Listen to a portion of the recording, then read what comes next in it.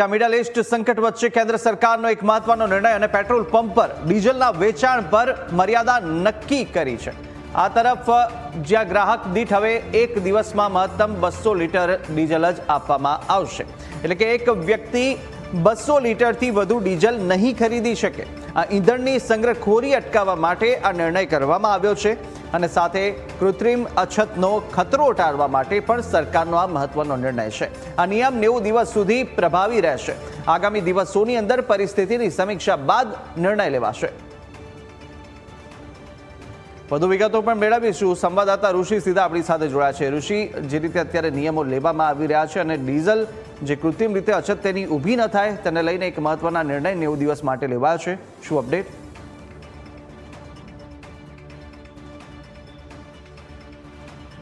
Petrol અને ડીઝલનો જથ્થો સમગ્ર દેશમાં જળવાઈ રહે, એમાં પણ આ યુદ્ધની સ્થિતિમાં જળવાઈ રહે તે સરકારની પ્રાથમિકતા છે। તેમાં પણ કેન્દ્ર સરકારે જ્યારે આ નોટિફિકેશન બહાર પાડ્યું છે અને 90 દિવસ સુધી આ નોટિફિકેશન માન્ય રહેશે, ત્યારબાદ જે નવો નિર્ણય કરવાનો હશે તે સરકાર જણાવશે। પરંતુ કેન્દ્ર સરકારે એક ઉત્તમ નિર્ણય કર્યો છે કે ઇન્ડસ્ટ્રીયાલિસ્ટને કે પછી ખેડૂતને એક વ્યક્તિને 200 લીટર ડીઝલની મર્યાદામાં તેને આપવાનું રહેશે। મારી સાથે કિરીટભાઈ પટેલ, પેટ્રોલ પંપના માલિક જોડાયા છે। કિરીટભાઈ, આ નિર્ણયને કઈ રીતે જુઓ છો? એક ઇન્ડસ્ટ્રીયાલિસ્ટને માત્ર 200 લીટર જ હવે આપવાનું રહેશે।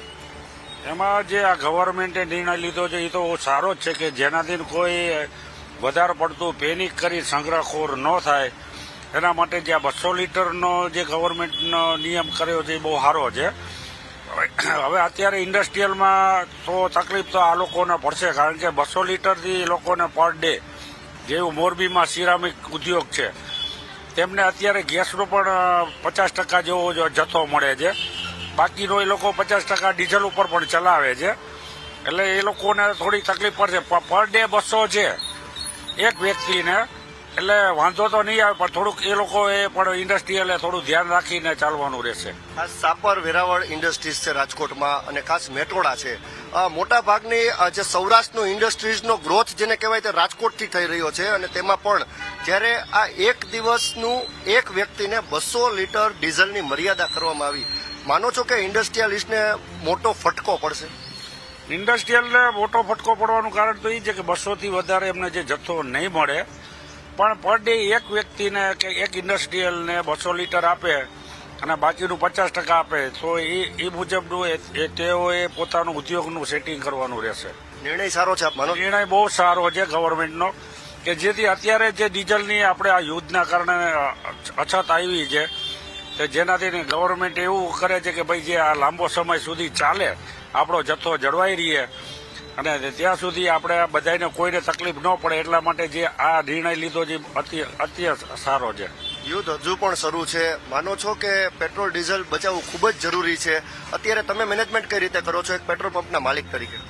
અત્યારે મારે એવું છે કે ડીઝલ જે છે મારે તો અત્યારે પંપ ઉપર કોઈ 50 લીટરથી તો કોઈ ગાડી વધારે મારે મોટી આવતી નથી, કદાચ આવે તો 100-150 લીટર સુધીની જ હોય છે। અમારે ખેડૂતની અહીંયા અમારો સિટીની અંદર સેલ નથી હોતું, હા જે હાઈવે ઉપર હોય છે તે લોકોને ખેડૂતને, પણ ખેડૂત માટે 200 લીટર સફિશિયન્ટ થઈ જાય છે, કે જેમને 200 લીટર તો ઘણું થઈ જાય, કારણ કે ખેડૂત પર દિવસનું વધીને 10 લીટર જ બારી શકે, એટલે ખેડૂતને પણ જોઈ પૂરતો જથ્થો મળી રહેશે, જેથી કોઈ પેનિક કરવાની જરૂર નથી અને બધાને જથ્થો પૂરો મળે એમ છે।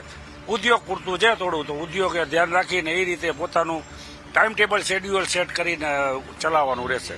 કેન્દ્ર સરકારનો આ નિર્ણય છે, પેટ્રોલ પંપના માલિક કહી રહ્યા છે, ખૂબ જ સારામાં સારો નિર્ણય છે। એક ઇન્ડસ્ટ્રીયાલિસ્ટને 200 લીટરનું ડીઝલ એક દિવસનું મળશે। જો તે મેનેજમેન્ટ સારી રીતે કરે તો આ જે 200 લીટર છે તે ખરેખર તેને પૂરતું જ છે અને ખેડૂતને પણ સારામાં સારું ડીઝલ તેમને મળી રહેશે, તે પ્રકારનો આ નિર્ણય છે। 90 દિવસ સુધી આ નોટિફિકેશન રહેવાનું છે અને ત્યારબાદનો નિર્ણય કેન્દ્ર સરકાર જણાવશે। જી બિલકુલ ઋષિ, માહિતી સાથે જોડા બદલ આપનો આભાર।